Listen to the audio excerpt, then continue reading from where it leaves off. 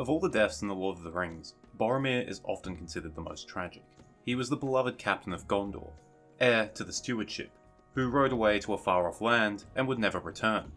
But what if we tweak history a little bit? What happens if Boromir lives? Now, I'm normally not a fan of what-if scenarios. Some of them are just plain stupid, and others have so many potential variations that they're not even worth doing. But they can be fun provided the outcomes can be predicted to a reasonable degree, and if the story doesn't go through changes that would make it utterly unrecognizable. In this case, if Boromir lives, although it would change the story, it does not alter it in so significant a way that it's pointless to guess.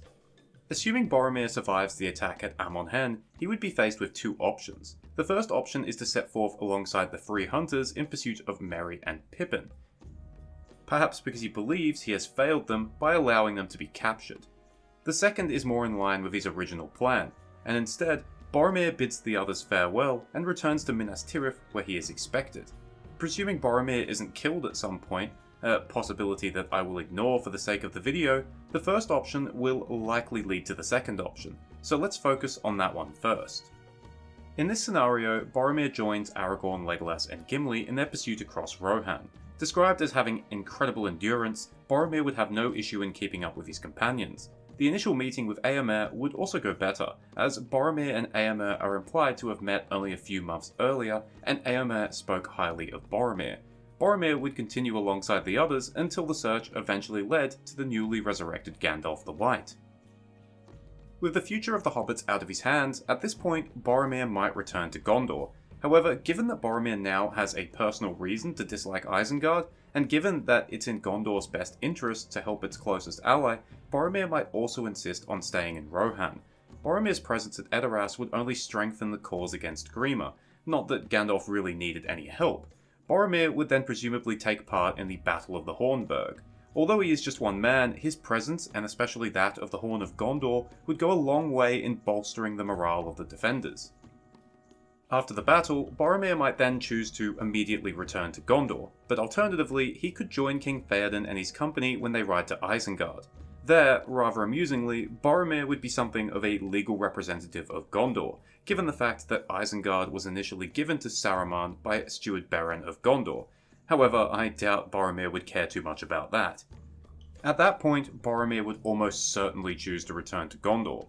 Although he would have an unbreakable bond with Aragorn by this point, I can't see him sticking by him any longer than necessary once it becomes clear that Minas Tirith is directly threatened. If Boromir sets off with Gandalf and Pippin, it may delay their arrival to Minas Tirith, given that any horse Boromir takes would not be able to keep up with Shadowfax.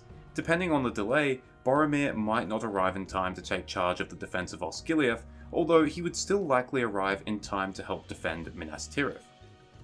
Alright, let's briefly revisit the second path, where Boromir immediately returns to Minas Tirith after the breaking of the Fellowship. There isn't really that much to say here. Boromir's return would be welcomed, especially by Steward Denethor.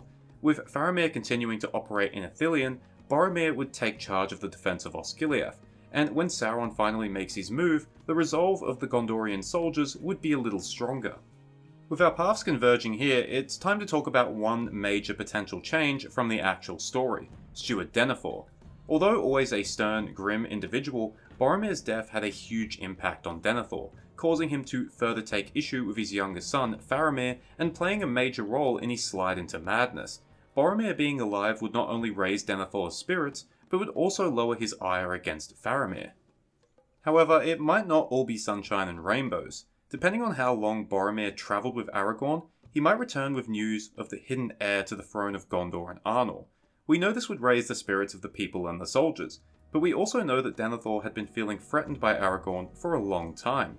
Given that Boromir had the love of the people to a much greater degree than Denethor, it's unlikely Denethor would be able to do anything about this, and instead of slipping into madness due to Sauron, he might become even more reclusive and paranoid. Ultimately, the biggest question about Boromir's survival would be, would Denethor still commit suicide? With both, or at least one of his sons still living, depending on what happens earlier, Denethor probably wouldn't take the nuclear option. He would likely survive the battle, which would complicate things when Aragorn comes to claim his throne, but more on that later. Boromir's location when Sauron attacks would have a minor impact on the course of the battle.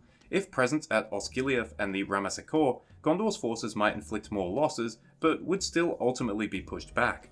Perhaps the biggest change would be whether or not Faramir is still wounded during the retreat with Boromir in charge. If he arrives only to be present in the city, Boromir's presence alongside Prince Imrahil and Gandalf would serve to inspire the defenders. When Gondor's forces sally forth, Boromir would be in the vanguard, and his actions would likely be more aggressive than Imrahil's. If Denethor survives, it's unlikely he would willingly treat with Aragorn. Unofficially, Boromir would become his representative, and although Boromir loves his father, he loves Gondor more. In any feud, I have no doubt that he would take Aragorn's side, as it's clearly the better option for Gondor. However, considering the fact that Aragorn has no intention of claiming the throne until Sauron's defeat, this would be put on the back burner for the moment. Boromir would likely approve of the last debate's intention of marching on the Black Gate, and he would certainly join them. After Sauron is defeated, it would basically be impossible for Denethor to keep his position. Aragorn would have the full support of the people, as well as the support of both of his sons. Aragorn would allow Denethor to keep the stewardship, but Denethor would be far too proud to serve beneath Aragorn. I would like to think he would abdicate, but depending on his mental state, he might still choose to kill himself. With Aragorn as king, Boromir's position in the reunited kingdom would be up in the air in my opinion. He would undoubtedly want a position in the military, whereas the steward was mostly an administrative role who mostly stayed within the borders of the kingdom, especially when the king was away. It's possible he might give the position to Faramir and instead take a position as the captain of the hosts. Either way, Boromir would likely be a massive boon to King Elessar's fledgling reunited kingdom. So all in all, Boromir's survival would have had some interesting impacts on the story, but ultimately, Boromir was a small cog on a larger wheel. His survival would have led to some positive changes within the story, but others are a little less easier to gauge, especially when it comes to Denethor. Thank you for watching. I hope you enjoyed it, or at least found it interesting. This is the first video I've actually created while living out of a backpack, which was a bit of a struggle for someone who hates background noises in their audio. But hey, you can only work with what you're given.